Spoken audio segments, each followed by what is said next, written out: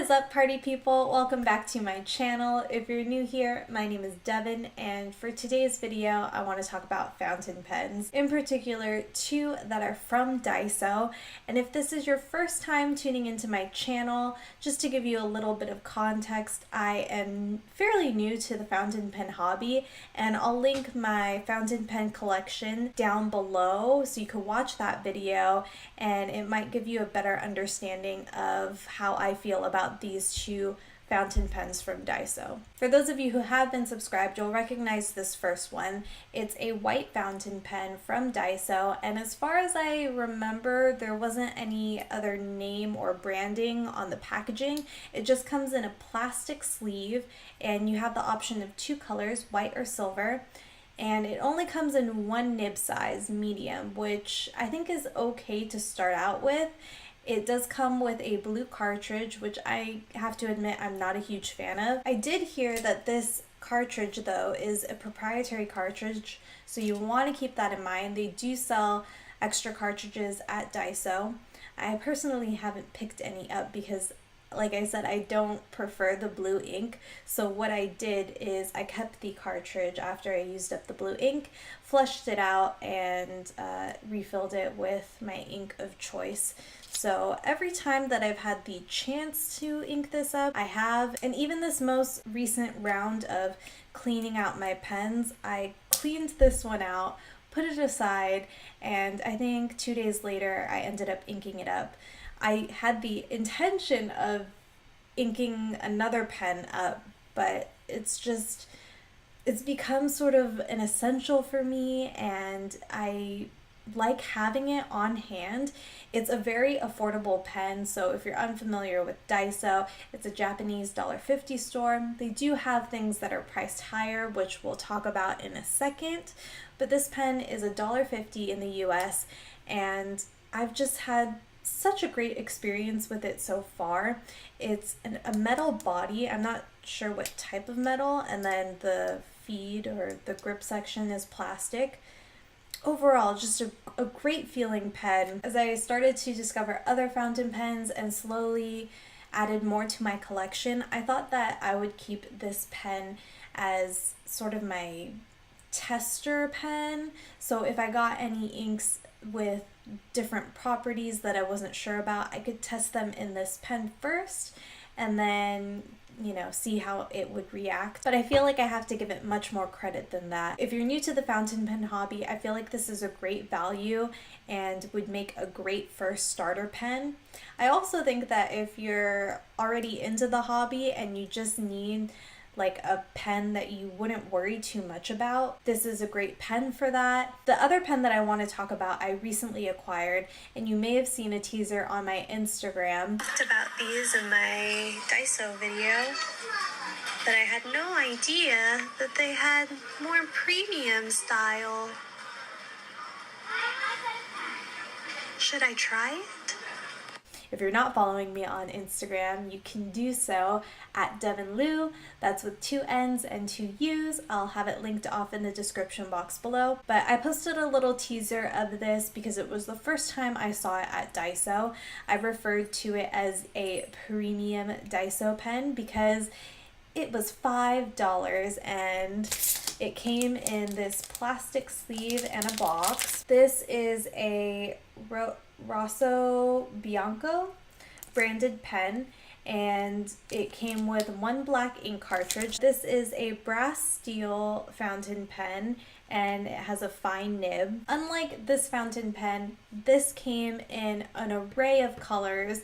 Unfortunately, I discovered this towards the end of our little Daiso trip, and we were getting ready to go get ramen because our names were going to be called soon.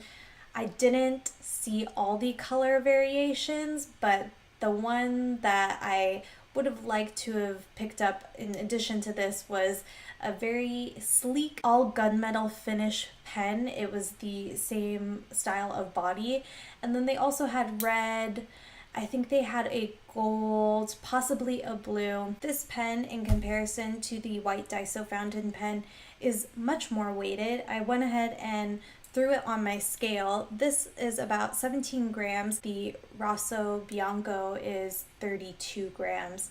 So pretty significant difference in the weight. And there is a little bit of difference in the length. The width of these pens seem to be about the same. And just for comparison, I'll hold up my TWSBI Eco, which is a lot thicker in width. These are definitely slimmer barrels. And an even better comparison might be to my Pilot Metropolitan, because I feel like it has a similar style body as the Rosso Bianco. The white fountain pen from Daiso has a push-to-post cap, and so does the Rosso Bianco.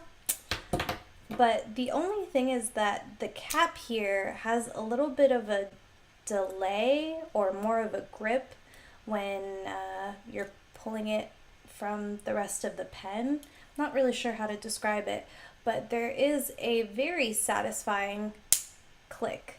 But like the other pen, it is a push to post, and it does feel a little bit more back weighted for me personally in comparison to this here. I could write with this posted pretty comfortably, and it feels overall balanced, but I think with this pen I would prefer to write with it unposted. As far as the writing experience goes, I have kind of been putting this video off because the writing experience leaves some things to be desired from this particular pen, which is such a shame because I think it's a really gorgeous pen, especially for $5. I did do a little bit of digging too. Sorry, didn't mean to wag my pen at you. I researched the Rosso Bianco brand and discovered that this is essentially a Jinhao. I forget which model, but I'll put it in the description box below with links and everything. It's supposed to be a rebranded version of that, and I've heard great things about the Jinhao pens. I personally have not experienced them. Whatever they did during the rebranding, I just have to say that I'm not totally excited about it. It's been kind of a difficult pen to write with. I can't write as fast as I would like to. I can write pretty quickly with this Daiso fountain pen and feel like the ink is flowing really well, but this one, it just feels restricted. I guess I was just expecting a little bit more out of this pen than what it was able to provide in terms of a nice writing experience. I would be interested in purchasing this pen again, only to see if perhaps this nib was sort of a one-off thing. And you know, I again am new to the hobby, so I'm not really sure what my options are from here. But if you can offer any advice from the writing sample, I would be open to it, and I would very much appreciate it because I really want to make this pen work. But for $5, I have to say my first impression is I'm just disappointed.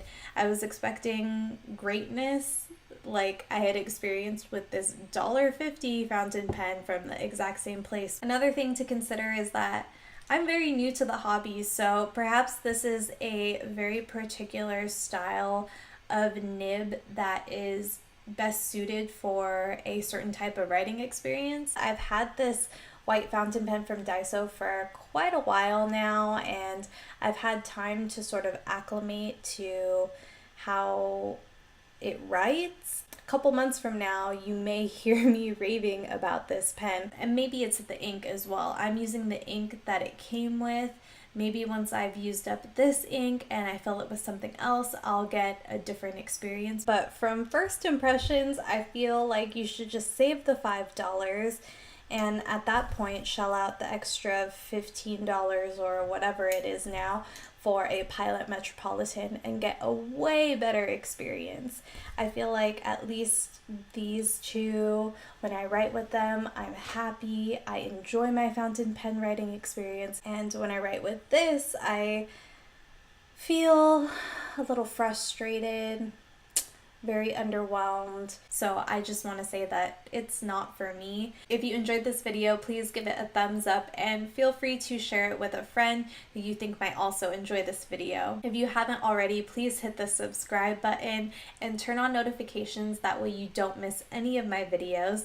I love talking about all things pen and paper. I'll leave a couple of videos linked off in the description box, and I'll catch you in the next one.